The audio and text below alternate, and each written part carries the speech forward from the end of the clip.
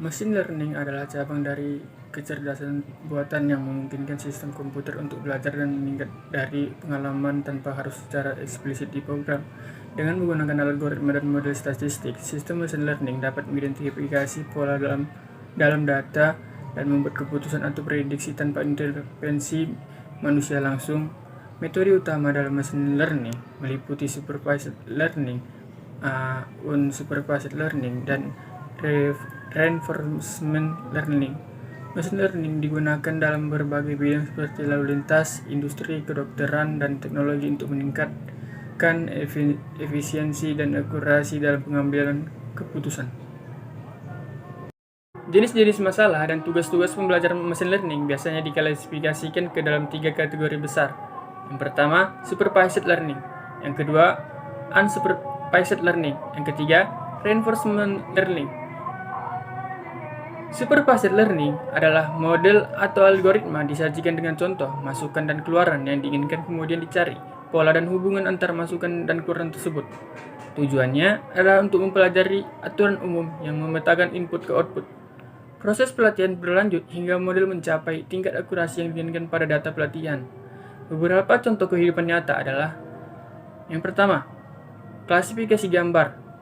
Anda berlatih dengan gambar atau label, kemudian di masa mendatang Anda memberikan gambar baru dengan harapan komputer akan mengenali objek baru. Yang kedua, prediksi atau regresi pasar. Anda melatih komputer dengan data pasar historis dan meminta komputer memprediksi harga baru di masa mendatang.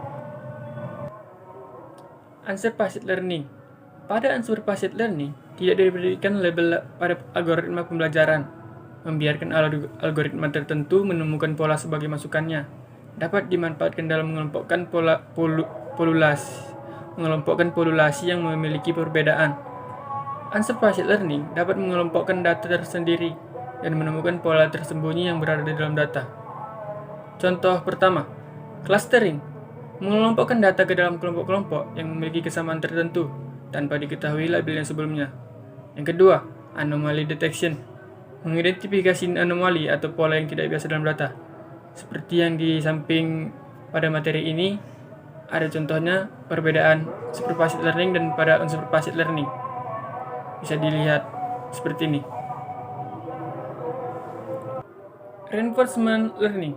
Sebuah agen yang dapat beradaptasi dengan lingkungan sekitar yang sangat dinamis, di mana agen tersebut dapat memiliki tujuan tertentu, atau dengan kata lain seperti berkendara, tanpa seorang guru secara eksplisit mengatakan apakah ia mendekati tujuannya atau tidak. Contohnya, robotik. Mengajari robot untuk melakukan tugas-tugas seperti mengambil objek atau berinteraksi dengan lingkungan sekitarnya. Pada di samping ini, ada sebuah alur yang menunjukkan cara kerja reinforcement learning. Seperti yang dilihat seperti ini.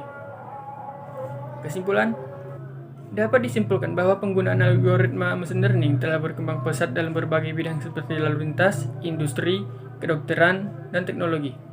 Metode machine learning seperti convolutional neural network, KNN, deep learning, dan reinforcement learning telah menjadi fokus penelitian terkini, terutama dalam bidang kedokteran.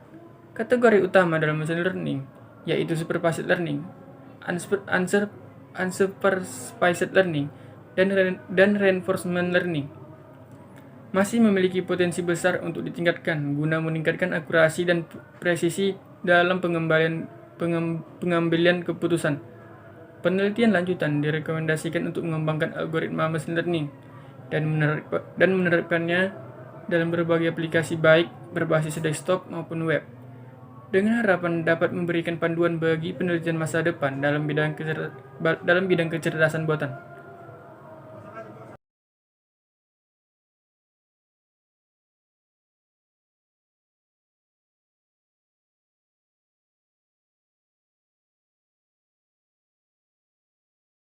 I know gold is not enough.